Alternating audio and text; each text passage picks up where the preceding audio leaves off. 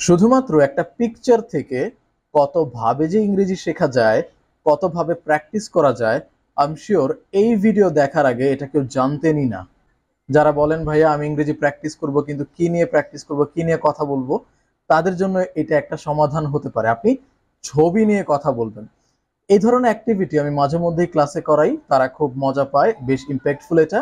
At the same time অনেক কিছু শেখা যায়, অনেকভাবে শেখা যায়। আপনাদের সাথেও আজকে এই ধরনের একটা অ্যাক্টিভিটি করার চেষ্টা করব এবং দেখাবো কিভাবে এই ছোট্ট জিনিসটা থেকে আপনি অনেক কিছু শিখতে পারবেন। কি কি শিখতে পারবেন? প্রথমত, আমরা দেয়ার ইজ এবং দেয়ার আর এর ব্যবহার শিখব, কন্টিনিউয়াস টেন্সের ব্যবহার শিখব, কিভাবে একটা পিকচারকে ডিসক্রাইব করতে হয় সেগুলো আমরা শিখব, কিছু হিডেন ওয়ার্ডস খুঁজে বের করব, মানে অনেক কিছু, একের ভিতরে অনেক। তাহলে চলুন কথা না বাড়িয়ে শুরু করা যায়। জাস্ট কিছুটা সময় আমাকে দিন, আই গ্যারান্টি আপনার সময়টা ওয়েস্ট হবে না। আচ্ছা চলুন শুরু করি। প্রথমেই আপনাদেরকে একটা কাজ দেই, সেটা হলো, এটা তো একটা অর্ডিনারি পিকচার মনে হচ্ছে, তাই না? যে কিছু মানুষ বসে আছে, শুয়ে আছে, কিছু একটা করছে, কিন্তু এর ভিতরে দেয়ার আর 6 হিডেন ওয়ার্ডস, 6টা ওয়ার্ডস আছে। এবং আপনাদেরকে ভিডিওটা পজ করে একটু সময় নিয়ে 6টা ওয়ার্ড খুঁজে বের করতে হবে। হ্যাঁ, আচ্ছা, আমি বরং একটু হেল্প করে দিই, প্রথমটা আমি বের করে দিই। You see the lady sitting here in the sofa, যে মেয়েটা বসে আছে সে বই পড়ছে, তাই না? এখানে একটা ওয়ার্ড আছে, কি word? STORY। You see this one is S, then TORY। এই যে তার পায়ের সাথে বইয়ের যে ভাঁজটা, সেখানে আসলে ওয়াই তৈরি হয়েছে, স্টোরি। সো ঠিক এইভাবেই আরো 5টা ওয়ার্ড আছে। সো টোটাল 6টা, একটা দেখিয়ে দিলাম, বাকি 5টা আপনারা একটু খুঁজে বের করুন। আচ্ছা, সো আই হোপ আপনারা ভিডিওটা একটু পজ করে ওয়ার্ডগুলো সবগুলো খুঁজে পেয়েছেন। এখন আমরা প্রথম থেকে একদম শুরু করি। আমরা এখান থেকে দেয়ার ইজ এবং দেয়ার আর এর ব্যবহার শিখতে পারি। দেয়ার ইজ এবং দেয়ার আর আমরা কখন ব্যবহার করি? যদি আমি বলতে চাই যে এইখানে এইটা আছে বা এইখানে ওইটা আছে, এখানে একটা গাছ আছে, এখানে একটা বই আছে, বা এখানে অনেকগুলো বই আছে, অনেকগুলো কলম আছে, এই যে আছে, এটা মানে কোনো কিছুর অস্তিত্ব আছে, প্রেজেন্ট আছে, এটা বোঝানোর জন্য।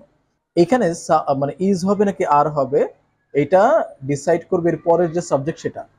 যেমন আমি যদি বলতে চাই একটি গাছ আছে, there is a tree.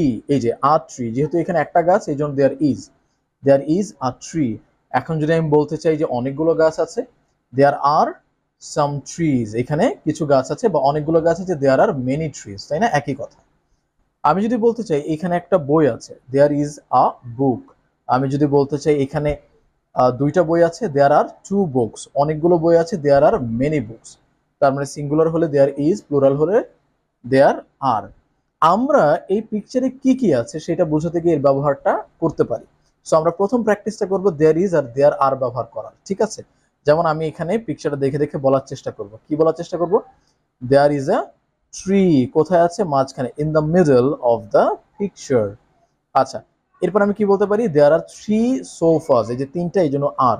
There are 3 sofas. আচ্ছা, এখানে কি বলতে পারি? যে এখানে একটা কাপল আছে, দেয়ার ইজ আ কাপল। অথবা যদি এমন বলি যে এখানে 4টা মানুষ আছে, তাহলে কি বলবো? There are 4 people in the picture. There are 4 people in the picture. একটি বিড়াল আছে, দেয়ার ইজ আ ক্যাট। একটি ডগ আছে, দেয়ার ইজ আ ডগ।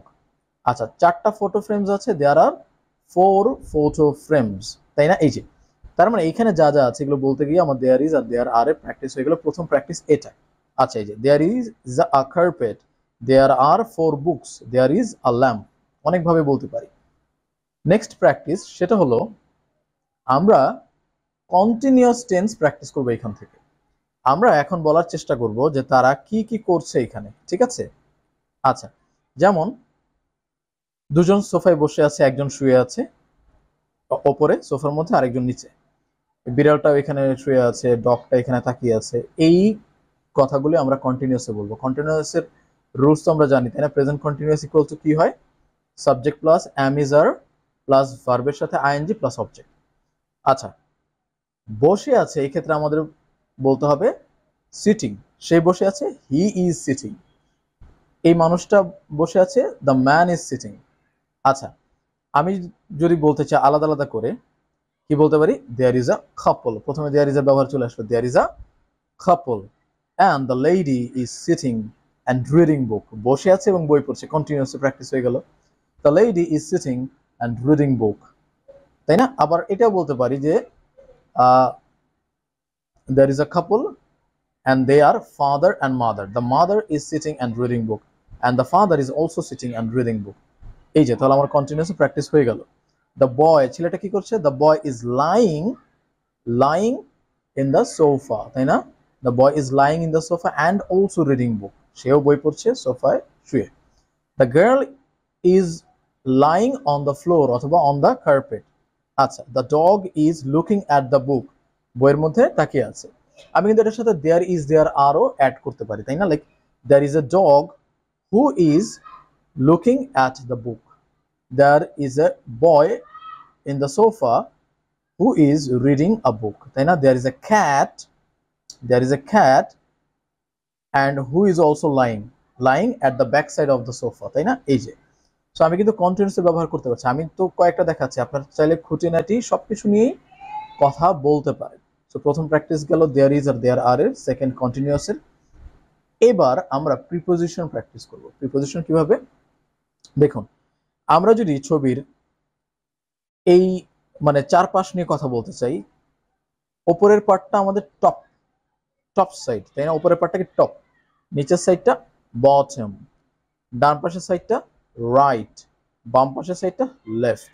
আচ্ছা, তাহলে উপরে যদি টপ হয়, নিচে যদি বটম হয়, ডানে যদি রাইট হয়, বামে যদি লেফট হয়, তাহলে এবার আমাকে বলুন তো এই কর্নারটা কি হবে? এই কর্নারটা হবে top right corner, top right corner, তাই না? আচ্ছা, তাহলে নিচের এই কর্নারটা কি হবে?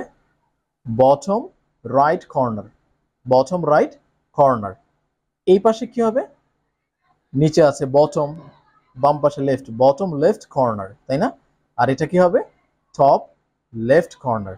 এই প্রত্যেকটার আগে আমরা অ্যাট ইউজ করব, প্রিপোজিশন অ্যাট ইউজ করব। এখানে আসে প্রিপোজিশন ব্যবহার, অ্যাট ইউজ করব, তাই না? At top right corner, at bottom right corner, at bottom left corner, at top left corner, তাই না? আচ্ছা, এখন এই ডান পাশে যদি কোনো কিছু থাকে সেটা আমরা বলতে পারি অন দ্য রাইট সাইড, ডান দিকে আছে অন দ্য রাইট সাইড, বাম দিকে থাকলে অন দ্য লেফট সাইড, একদম মাঝখানে থাকলে ইন দ্য মিডল, তাই না? তাহলে এবার আমরা যখন পিকচারটা ডিসক্রাইব করব দেয়ার ইজ বা দেয়ার আর এর সাথে কন্টিনিউয়াস যখন বলছি, এই প্রিপোজিশনগুলোর ইউজও করতে পারি। যেমন at the top right corner of the picture there is a photo frame, এই যে ব্যবহার হয়ে গেল, তাই না? আচ্ছা, আবার এই পাশে যদি বলি যে at the top left corner there is another photo frame, তাই না? হয়ে গেল। এখন ফটো ফ্রেমের মধ্যে কি আছে সেটাও চাইলে আমি বলতে পারি, তাই না? It's a picture of a flower, তাই না? অথবা the frame shows a flower vase, তাই না? এই যে হয়ে গেল। তার মানে আপনি কর্নারগুলো নিয়েও কথা বলতে পারেন, মাঝখানে থাকলে ইন দ্য মিডল, তাই না? আর ডান পাশে থাকলে অন দ্য রাইট, বাম পাশে অন দ্য লেফট। এরপরে কর্নারগুলোর কথা তো বললামই। এখন আমাদের লাস্ট পার্টে চলে আসি, যেখানে আপনাদেরকে বলেছিলাম হিডেন ওয়ার্ডসগুলো খুঁজে বের করতে এবং এইগুলোকে ডিসক্রাইব করবে, এবং এতক্ষণ যা শিখেছি সবকিছুর ব্যবহারই করা যাবে। আচ্ছা, আমি ওয়ার্ডগুলো আগে দেখাই। স্টোরি একটা word, another word is novel, you see novel, N O আর এটা ভি, এটা ই, এটা L, novel. And the third one is you see page, P A G E, page, ঠিক আছে? আচ্ছা, and the fourth one is you see on the head of the dog and the girl, R E A D, read, তাই না? Okay, now the fifth one is, where is the fifth one? Yes, here you see এই যে মানুষটা, এই মানুষটার কানটাকে যদি আমরা B ধরি, এই যে বি, আর চশমা দুটোকে যদি ও ধরি, ডাবল ও, আর এটা হলো কে, তাহলে book, B double O K, book. and the last one is in the tree, এই যে গাছের মধ্যে আছে, WORDS, words, WORDS, words, তাই না? ওকে, এখন আমাদের কাজ হলো, আমি দেয়ার ইজ দেয়ার আর দিয়ে হোক, কন্টিনিউয়াস ব্যবহার করে হোক প্রয়োজনে, কিংবা প্রিপোজিশন তো ব্যবহার অবশ্যই করব, এবং লাস্ট আমি এই পুরো পিকচারটাকে ডিসক্রাইব করার চেষ্টা করব হিডেন ওয়ার্ডসগুলো সহ। কিভাবে? এটা একটা প্রেজেন্টেশনের মতো হতে পারে, তাই না? যেমন good morning everyone, I'm glad to be here in this beautiful moment. Today, I'm gonna talk about an interesting picture. You see the picture?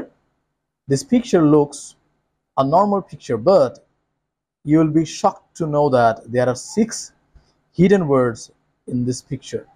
I'm gonna show you one by one. আচ্ছা, আমি আপনাদেরকে দেখাতে যাচ্ছি একটা একটা করে। তার মানে এইভাবে আপনি চাইলে শুরু করতে পারেন। আমি জাস্ট একটা সিম্পল একটা ডেমো দিয়েছি যেটা সবাই বুঝতে পারে। আপনারা চাইলে এটাকে আরো নিজের মতো করে চেঞ্জ করে মডিফাই করে শুরুটা করতে পারেন এবং শেষে বলতে পারেন that's all for today, thank you for listening to me, আল্লাহ হাফেজ or bye bye.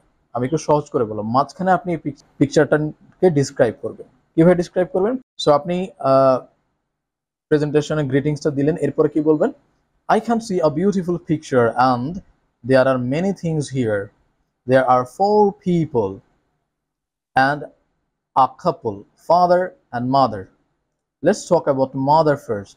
The mother is sitting in the sofa. And what is she doing? She is reading a book. Oh my god, I can see a word here. You see the word? S-T-O-R-Y, story. The first hidden word is a story. You see, আপনি এইভাবে বলতে পারেন। And then second word নিয়ে কথা বলি। Let's move to the second hidden word. And the second hidden word is, yes, on the right side of the man's sofa. Or আপনি আরো কি বলতে পারেন? যে the father is also sitting here. Oh my god, it seems he is a brilliant person who always reads book. But if we look carefully, on the right side of the sofa there is a word, and which is N-O-V-E-L, novel. So আপনি কি করবেন? 6টা word এভাবে describe করবেন, তাই না? এবং শেষে আপনি যদি একটা প্রেজেন্টেশন হয় খুব সুন্দর করে বলে শেষ করে দিবেন। সো আমি আসলে সবগুলো হিডেন ওয়ার্ডস নিয়ে কথা বললাম না, আপনাদের জন্য কিছু অপশন রাখলাম। আমি জাস্ট আপনাদেরকে দেখানোর চেষ্টা করলাম একটা সিম্পল পিকচার থেকে আপনারা কত কিছু শিখতে পারেন এবং কতভাবে প্র্যাকটিস করতে পারেন।